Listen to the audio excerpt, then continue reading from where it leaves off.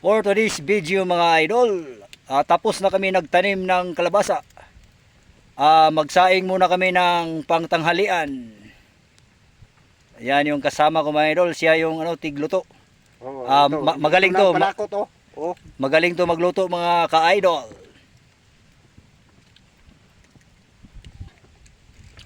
Magluluto kami ng chicken para manok yung tanghalian. Manok yung ulam namin. Tingnan ang chicken.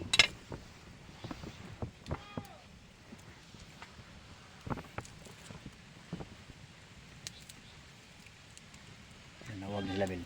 Nawag na.